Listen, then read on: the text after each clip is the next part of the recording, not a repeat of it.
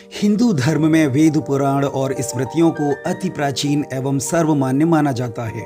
वहीं भारत में मुस्लिम और अंग्रेज शासनकाल की भविष्यवाणी पहले से ही भविष्य पुराण में कर दी गई थी। यानी भविष्य पुराण के रचनाकार को यह पहले से ही पता था कि आने वाले समय में भारत भूमि पर अलाउद्दीन खिलजी, फिरोज शाह तुगलक और बादशाह अकबर और लॉर्ड विलियम बेंटिक जैसे शासक और प्रशासक हुकूमत करेंगे।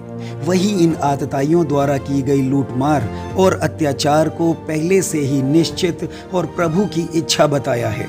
हालांकि इतिहासकार लूडो रोचे अपनी पुस्तक पुराण के खंड 2 में लिखते हैं कि भविष्य पुराण के प्राचीनतम अंश विभिन्न प्रकार से 500 से 1200 ईस्वी के बीच में रचित माने गए हैं, लेकिन 18वीं शताब्दी के अंत तक इसका संकलन होता रहा है, क्योंकि भविष्य पुराण के विवरण, भाषा और लेखन शैली में आधुनिकता के अंशों का अतिशयोक्तिपूर्ण समावेश किया गया है।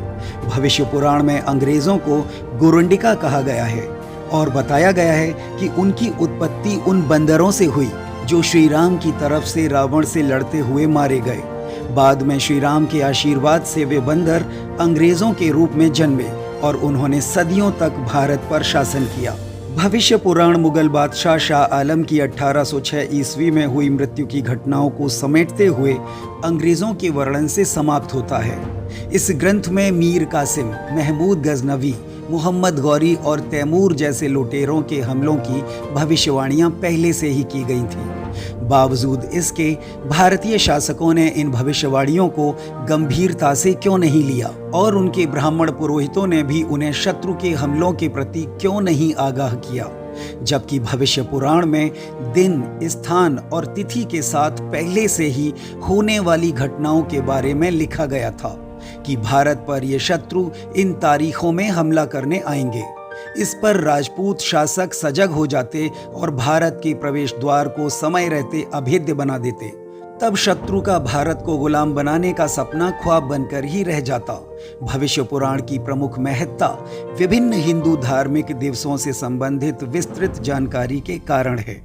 हालांकि इसमें हिंदू राजवंशों के बारे में भी कुछ खंड और भाग लिखे गए हैं। मुस्लिम काल के शासकों, खासकर अलाउद्दीन खिलजी, मोहम्मद बिन तुगलक और फिरोज शाह तुगलक से संबंधित अनेक रोचक भविष्यवाणियां लिखी गई हैं। इस पुराण में मुसलमानों को म्लेच्छ, पिशाच और दैत्य कहकर वर्णित किया गया है, लेकिन बादशाह अकबर एकमात्र ऐसा राजा है जिस पर एक पूरा खंड लिखा गया है। भविष्य पुराण के अध्याय अकबर बादशाह वर्णन में 97 संस्कृत श्लोक हैं, जिनमें बादशाह अकबर से संबंधित विभिन्न घटनाओं की भविष्यवाणियों का बखान किया गया है। जब आप भविष्य पुराण के भाग 2 से संबंधित पेज नंबर 270 को पढ़ेंगे तो उसमें बादशाह अकबर के पुनर्जन्म की कथा को इस प्रकार बताया गया है कि शंकराचार्य के गोत्र में जन्म लेने वाला ब्रह्मचारी मुकुंद अपने 20 शिष्यों के साथ प्रयाग में तपस्या कर रहा था। जब उसने देखा कि म्लेच्छों के क्रूर शासक बाबर ने देवताओं का अपमान किया है, तब उसने हवन की अग्नि में अपने शरीर को अपने 20 शिष्यों के साथ भस्म कर डाला। किंतु मुकुंद ने एक बार दूध के साथ गाय का एक बाल निगल लिया था, जिससे वह म्लेच्छ माता से उत्पन्न हुआ। जब वह बच्चा पैदा हुआ तो आकाशवाणी हुई, यह चमत्कारी बालक है, यह किस्मत वाला है। ना तो इसने पहले पिशाच मार्ग अपनाया है, ना अब कभी ऐसा करेगा। इसीलिए ओ हुमायूं, तुम्हारा पुत्र अकबर कहलाएगा। 20 शिष्यों वाला मुकुंद तुम्हारे घर में उत्पन्न हुआ है। उन 20 शिष्यों का जन्म भी अकबर के समकालीन के रूप में हुआ, जो अकबर के साथ ही रहते थे। ब्रह्मचारी मुकुंद के मित्र देवापि ने बीरबल के नाम से भाट चारण ब्राह्मण के घर में जन्म लिया। अंत में लिखा है कि उस राजा अकबर ने निर्विरोध 50 वर्षों तक शासन किया। तब शिष्यों के साथ वह स्वर्ग पहुंचा।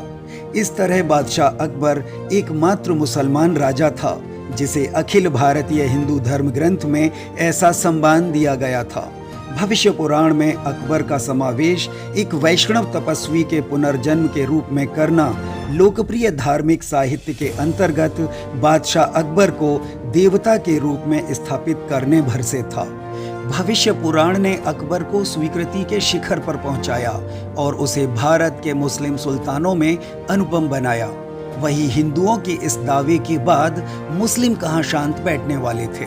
इतिहासकार मोहम्मद हुसैन आजाद अपनी पुस्तक दरबार-ए अकबरी के पेज नंबर 93 पर लिखते हैं, कुछ ब्राह्मण अकबर के पास एक प्राचीन पांडुलिपि ले आए जिसमें अकबर के पुनर्जन्म की भविष्यवाणी थी। तब कुछ मुसलमान एक पुरानी किताब ले आए जिसमें पूर्व जन्म में अकबर के मेहदी होने की बात लिखी थी। वहीं डेविड डीन शुलमैन अपनी पुस्तक the king and the clone in south Indian myth and poetry में लिखते हैं कि हिंदू राजत्व की सामान्य व्यवस्था में पुरोहित ब्राह्मण और क्षत्रिय राजा दोनों ही एक दूसरे पर निर्भर और आश्रित थे। बिना ब्राह्मण के क्षत्रिय राजा नहीं और बिना राजा के ब्राह्मण पुरोहित नहीं। इस सैद्धांतिक व्यवस्था में ब्राह्मण पुरोहित क्षत्रिय राजा के ऊपर किसी काम को जायज बताते थे या उसकी गलती पर पर्दा डालने या उसे सुधारने की क्षमता रखते थे। जनता इन दोनों के निर्णयों के बीच पिसती रहती थी। भारतीय राजाओं ने भी कई युद्ध ब्राह्मणों द्वारा सुझाए शुभ मुहूर्त के चक्कर में पड़कर बुरी तरह से हारे, जबकि उनका प्रतिद्वंदी शत्रु शुभ मुहूर्त की जगह वक्त और हवा की नज़ाकत को अपनी युद्ध नीति में शामिल करता था। हवा अपने अनुकूल होने पर ही वे तीरंदाजों को हमला करने की इजाज़त देते थे।